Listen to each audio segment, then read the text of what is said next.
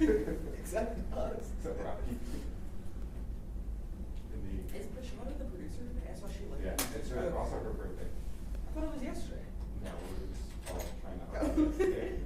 I think it's. Wait, we should do something. Because Rick told me it's today, but that he wanted to give her cupcakes. They buy her cupcakes yesterday. Oh, that's nice. Dang, we should have like have birthday stuff or something. Oh.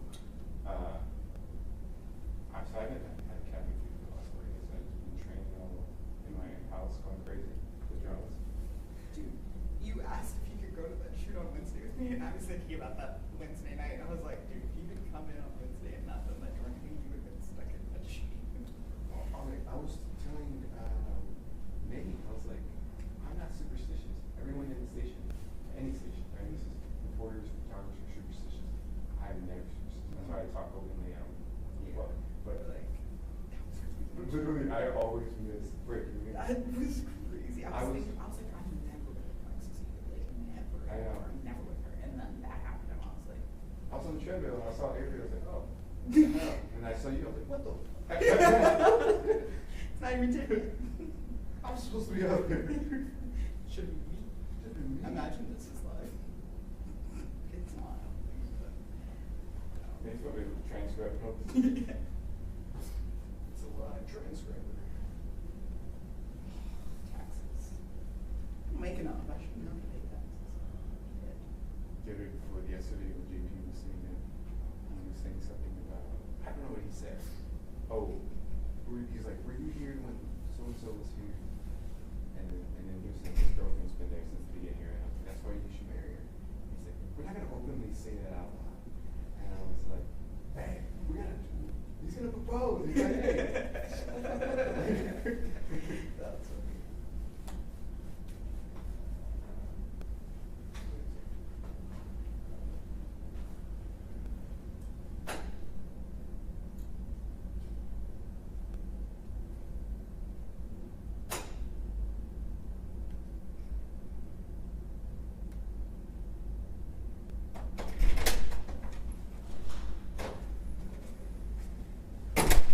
Sorry.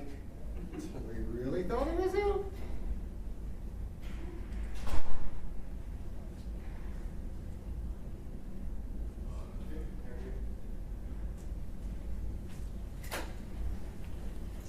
Hello.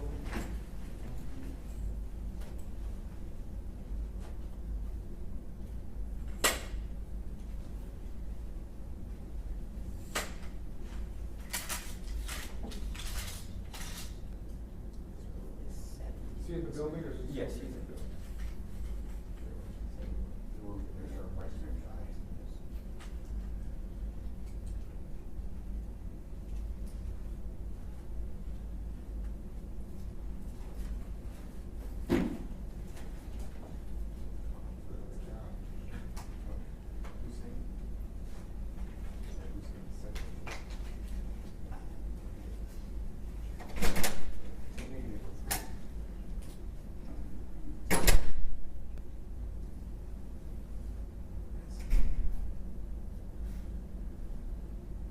Oh, I see. That's where people stand.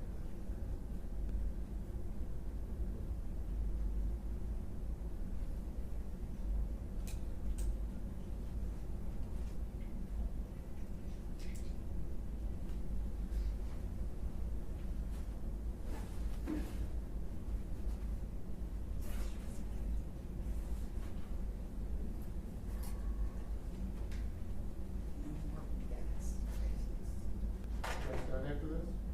Are you done? No, we're not good. Oh, It's the start of the you're- shoot. I haven't even taken a shower. I just got called in. This is minute 1. Threw on some slacks and that was it. At the beginning? Of the slide down. Took a sip of my coffee and they're like, can you come in? I'm like, Yes, I'll. yeah, I don't have time to shower. Wrong number. He's gone. He's off till later. He's not here. Can I Wow, take a you sound like message an and he won't call you actor. back today? We met me at the bar.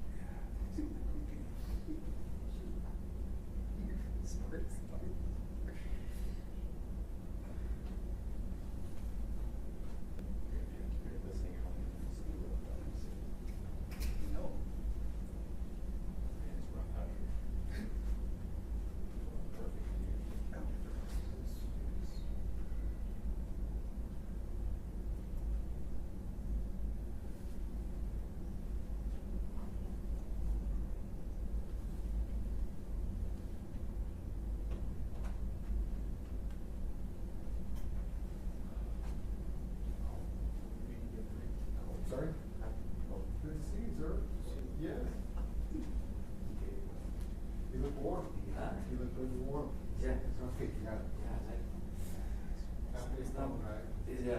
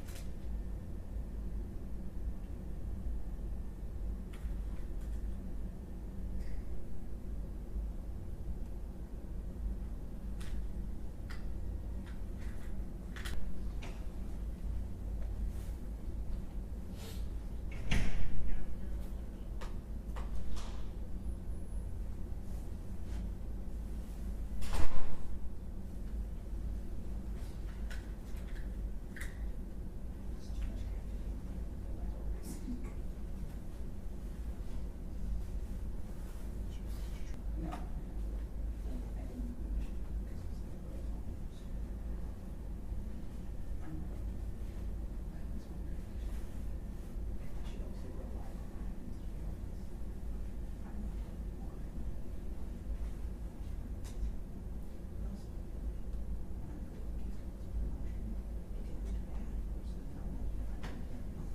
I What are you saying? I try to show him stories of people. No, it's an ad. I'm like, forget it. Funny as hell. Forget it.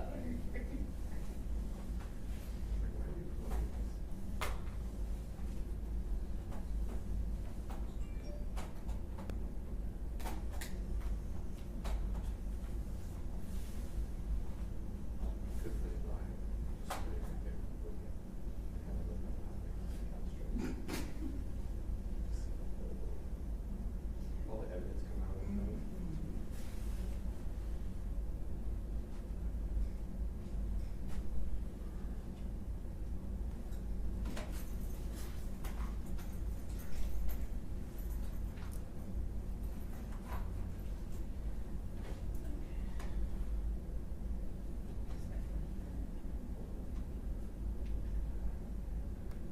That's the same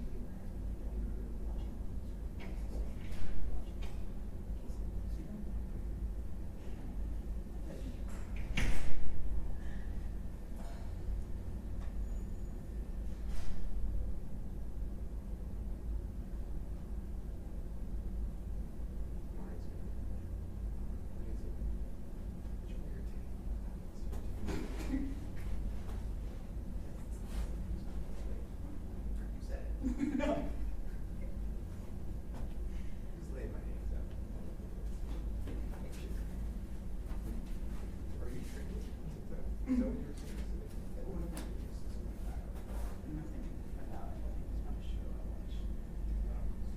Nothing you made. Oh, no.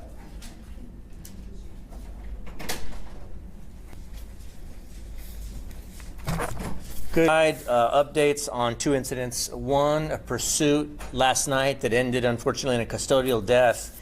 And second, a road rage shooting that occurred this morning on the south side. So let me start with the shooting, the pursuit from last night. Last night, one of our gang unit deputies was patrolling the eastern side of Bexar County as part of our violent crimes task force that's ongoing due to an uptick in violent activity in the area. She physically heard gunshots coming from an area off of Walsham and Montgomery Around that same time, I believe SAPD was responding to an actual shooting with hits in that same area. The gang unit deputy, having heard the gunshots and then seeing a vehicle fleeing the area at a high rate of speed, attempted to make a traffic stop on that vehicle. She called out that she was making a stop. Before long, it became pretty apparent to the deputy that the driver of the vehicle was not going to stop. The vehicle then re-entered the roadway and began heading back out on Walsham Road toward IH-35 at a high rate of speed. The deputy did a great job maintaining composure and calling out direction of flight and vehicle description. At the intersection of 35 and Walsham, that vehicle lost control, collided with a light pole, veered off, and the driver of the vehicle, a 43-year-old female, was thrown from the car and died almost instantly, unfortunately. A 19-year-old male passenger in the car fled on foot before being apprehended by deputies shortly thereafter. The suspect was taken to the hospital, where he then attempted to escape from deputies there at the hospital while he was undergoing medical treatment. Is now facing charges of evading arrest on foot, which is a misdemeanor charge, and then an escape charge in connection with what occurred at the hospital. At the crash scene, the 43-year-old female that lost her life, a rifle was actually found in possession of that. It had been in the vehicle at the time of the crash. There was a fully loaded magazine that was found that had been apparently during the impact became detached from the weapon, but there was one live round in the chamber of the weapon, and then a fully loaded high-capacity magazine that was ejected from it. Initially, we weren't 100% positive that vehicle that had been involved in the pursuit was directly involved in the shooting. However, since that time, we have come to find out that there is a connection between that driver, that suspect who is now deceased, and the victim in the shooting that's being handled by SAPD. So I'm not able to give too many details because SAPD is handling that shooting, but I can tell you there is some sort of a connection between the two. So we do believe at this point that the suspect that's deceased as a result of her actions in the pursuit is directly involved with the shooting currently being handled by the San Antonio Police Department. Anoche, aproximadamente las 2 de la mañana, uno de nuestros oficiales de la unidad antipandillas estaba en patrulla cuando ella escuchó balazos. En ese tiempo también el Departamento de Policía de San Antonio fueron despachados a un tiroteo donde una mujer fue baleada. Ya cuando nuestra oficial empezó a llegar a donde ella escuchó los balazos cerca de Walsham y Montgomery a muy alta velocidad, ella intentó de parar ese carro.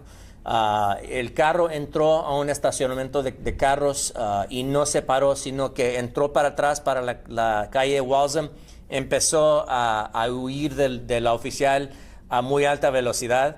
La oficial puso por el radio que estaba persiguiendo este sospechoso o sospechosa en este carro, y desafortunadamente ese carro se estrelló con un poste de 35. La mujer, el chofer del carro, fue aventada del carro y falleció ahí en la escena de los hechos. La mujer tenía 43 años de edad. Un hombre de 19 años de edad huyó del carro a pie. Los oficiales lo pescaron. Fue llevado al hospital donde él intentó de escaparse, pero los oficiales con una pistola electrónica sí lo tumbaron otra vez, lo arrestaron otra vez. Entonces él se va a enfrentar con cargos por huir a pie y también por escape en el hospital.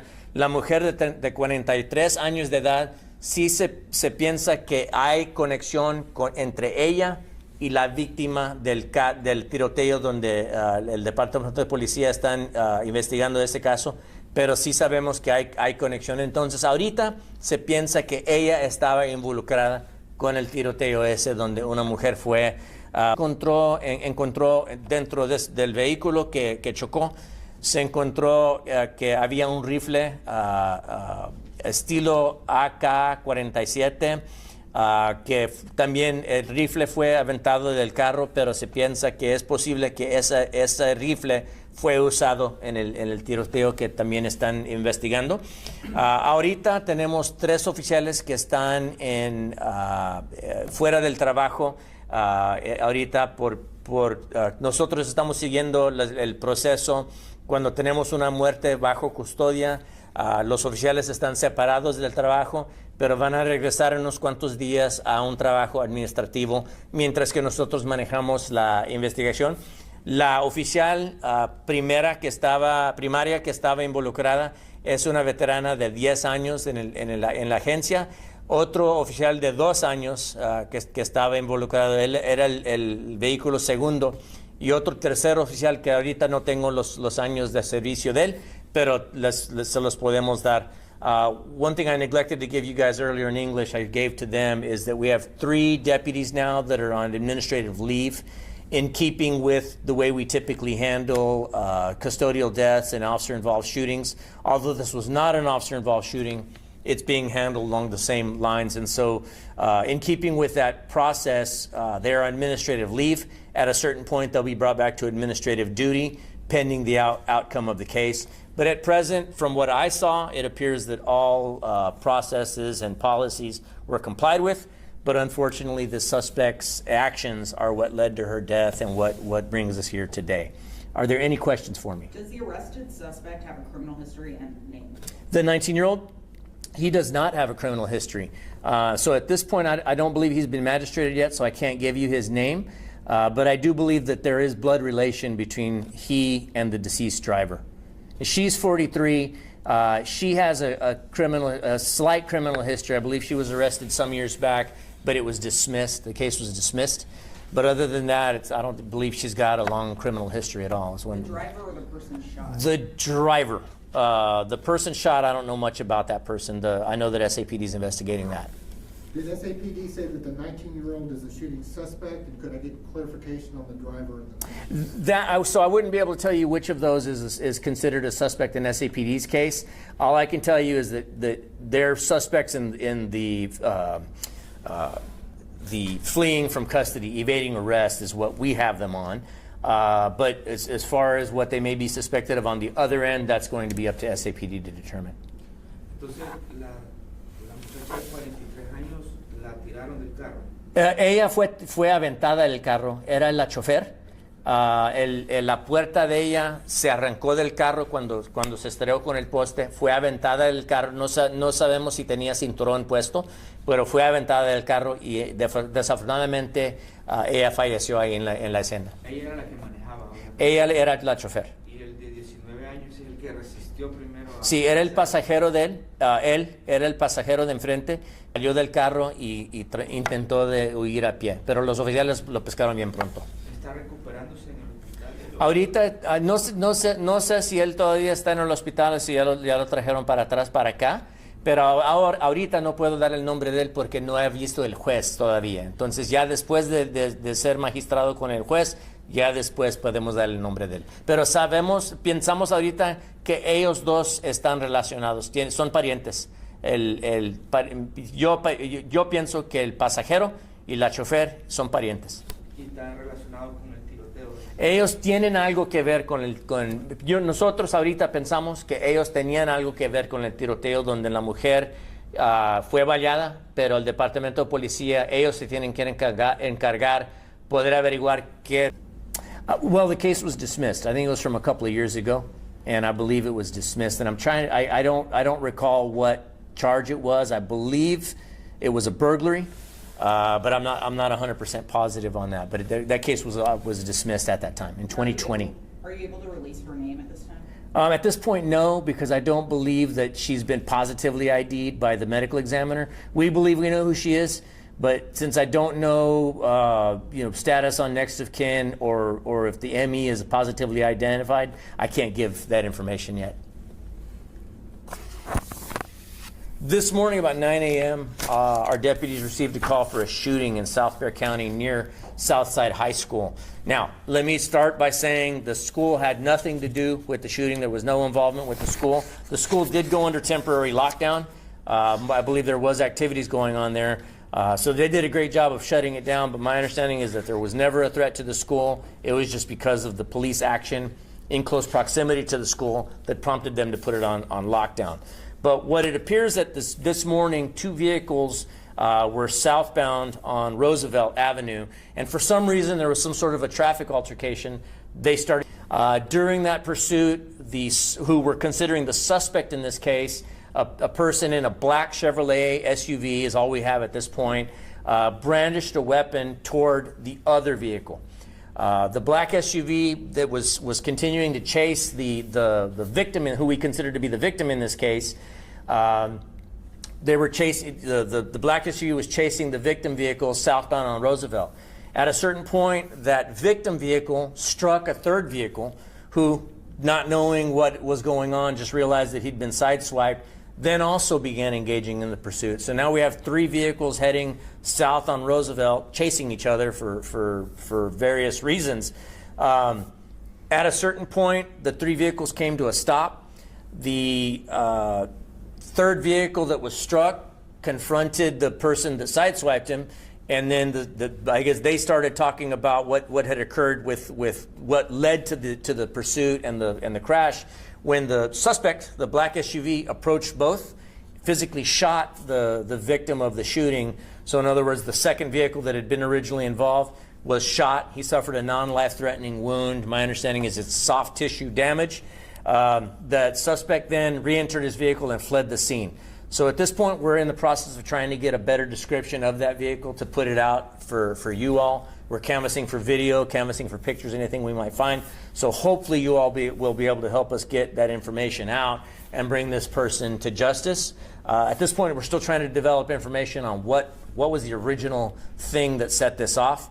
But again, that victim who's got that information is currently at the hospital suffering from a non-life-threatening gunshot wound.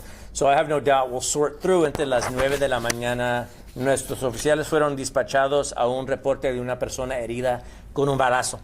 Se aparenta que la víctima, un hombre en sus 30s, iba persiguiendo con otro carro. Ellos tuvieron algo pasó entre ellos en el tráfico. El sospechoso, un hombre en un carro negro SUV marca Chevrolet, empezó a perseguir la víctima. Ya cuando los dos vehículos iban al sur en Roosevelt a muy alta velocidad, la víctima se estrelló con otro carro, se topó con otro carro. Entonces ese carro también empezó a perseguir a los otros dos. Ya en algún punto en Roosevelt, cerca de Southside High School, los 3 carros se pararon.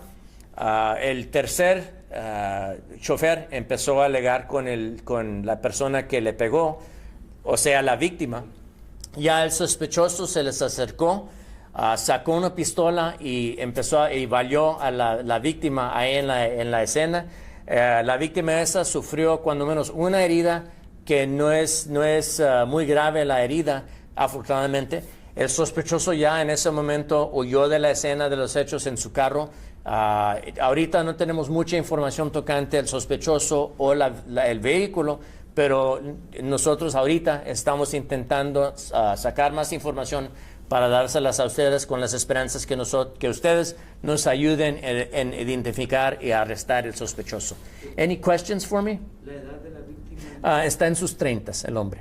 Do you have a license plate number on the black SUV? We don't at this time. We're hoping to get that information right now. I've got a team of investigators out canvassing that area. It is somewhat rural. So in other words, it's not like we've got 10 businesses all together that might have cameras. So it's taking some work for us to get out and canvass the area. But I've got faith that we'll find some sort of video or photographs to share with y'all soon. Do you have any male, female, white, Hispanic? It's a Hispanic male in a dark-colored Chevrolet SUV at this point is all we have. What the weapon? Do we know which type of I don't have much information on a weapon. I believe it was a handgun. Age range or anything like that? No, at this point I don't have anything. ¿Se puede considerar ir al volante un road rage? Monday? Una ir al volante se le puede considerar, es un road rage. Es un road rage. Es un incidente de road rage, sí. If nobody else has any questions, I have one more on Sure. the last. Sure. Can Can you tell me exactly what led to the officers being placed on administrative leave? Just like specify that since it wasn't an officer involved shooting. Oh, the fact that they were primary, secondary, and tertiary involved in an incident that resulted in a death of the suspect. It is considered a custodial death, and although at this point we don't believe that the deputies did anything wrong or bore any responsibility for it, in keeping with our policies and procedures regarding officer-involved shootings and any custodial deaths, we will place the deputies out on administrative leave for some time. When they're able to return back to work, we put them on administrative duty, desk duty in other words, while the case is ongoing. And it looks like that incident happened kind of near a neighborhood, like an active neighborhood. Were there any stray bullets found in any other homes or anything like that? That you probably, SAPD would be the ones to be able to talk about that. I don't have much information. I don't know anything about the victim in their case, but as far as any stray bullets, I don't know. So, en parte del protocolo, cuando sucede una muerte, es darle baja administrativa a las personas, a los oficiales que estaban. Sí, cuando tenemos un caso con cuando un oficial le tira a una persona o tenemos una muerte bajo custodia, nosotros tenemos la póliza donde separamos los oficiales del trabajo administrativamente, los ponemos fuera del trabajo por un tiempo. Ya cuando ellos estén, nosotros tenemos que asegurar que están buenos de su salud mental, obviamente. Pasando por un incidente así, tan críticamente, nosotros ya cuando ellos estén listos para regresar al trabajo, los ponemos, estamos satisfechos nosotros que todo estuvo hecho bien, ya los ponemos para atrás para el trabajo. Porque ellos, y discúlpeme la pregunta, ellos no dispararon, ¿no? No dispararon. Nosotros ahorita pensamos que todas las pólizas fueron seguidas, que ellos hicieron todo bien. Desafortunadamente las acciones de esta sospechosa llegó a la muerte de ella. Entonces, aunque ahorita no pensamos que los oficiales hicieron algo mal, con nuestra póliza todavía hacemos esto. Entonces, en este caso, la póliza debido a la muerte es por eso. Sí, porque tuvimos una sospechosa que falleció a causa de sus acciones de ella, todavía tenemos que seguir la póliza. A continuous conversation's been happening with the recent situation involving the deceased Brandon Poulos, who shot the 7 SAPD officers. Can you speak on why Poulos was not in jail at the time of the Wednesday shooting? So I don't know very many specifics on his case, but my understanding is that he bonded out, and just like anybody, my understanding is that it was misdemeanor charges that he was there on. I don't know what the bond was, but everybody's entitled to a bond on any given case, and I believe that's what occurred here. There were several charges and active warrants out, so if you could just speak to that at all, just about safety for the community. Well, I certainly don't. I don't have any very many specifics on the case, and being that it's an SAPD case, I can't talk too much with regard to specifics. But what I can tell you is that anytime anybody's booked into the Bexar County Jail, do I always agree with somebody being able to get out? Well, no, but that's not for the sheriff's office to say. If they get a bond, a judge decides what that bond is, and if they're able to make that bond, then they're out when they, once their family posts the bond and they're able to get out. Whether we agree with it or not, that's the justice system that we work within. And can you just speak to safety in general? I mean, the 43-year-old woman, and should the community feel safe? Well, I mean, look, I think that at any given time, we're driving around in traffic, we're doing, going around our daily business. Just know that at any given time, you're around people that have a criminal history. You're around people that are out on bond for various charges. Ultimately, I don't know much about the suspect in this case, in the road rage shooting, but I bet money that when we find him, if and when we find him, he's probably going to have a criminal history of some sort.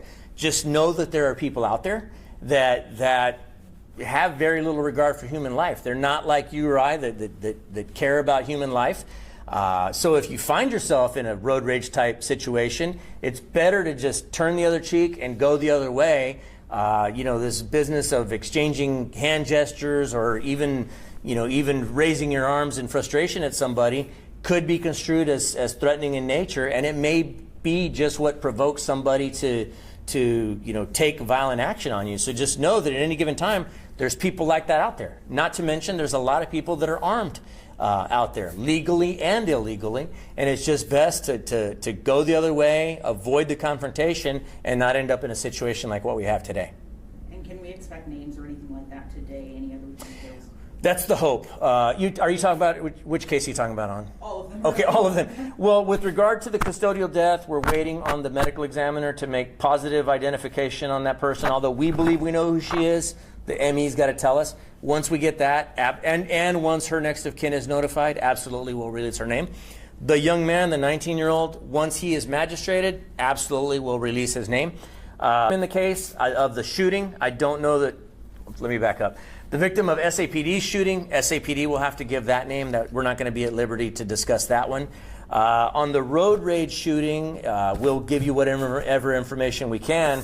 Again, I don't know that we'll be able to catch this person without you all helping us get the information out there. So you can bet as soon as we get license plate, vehicle description, photos or video, if we can find it, we will absolutely send that to your desks. What about a drawing? I'm sorry. Composite. I don't. If whatever it takes that we can get, I'd rather have an actual photograph of this guy doing what it is that he did. So it'd be great if somebody stopped and took a cell phone video or something. Please call us. The number to call is 210-335-6000. But sure, if it comes to the point where we have to do some sort of a composite sketch, we'll do that if we need to. In the road rage incident, just for clarity, the driver of the second vehicle, not the SUV, was the only person who was shot or injured? Yes, the second vehicle was the victim. Okay, and nobody else injured in that case, as far as we know? No, my understanding is that the collision did not result in any injuries. I'll double check that to make sure, but the collision didn't result in any injuries that I know of, and the shooting occurred after the vehicles came to a stop.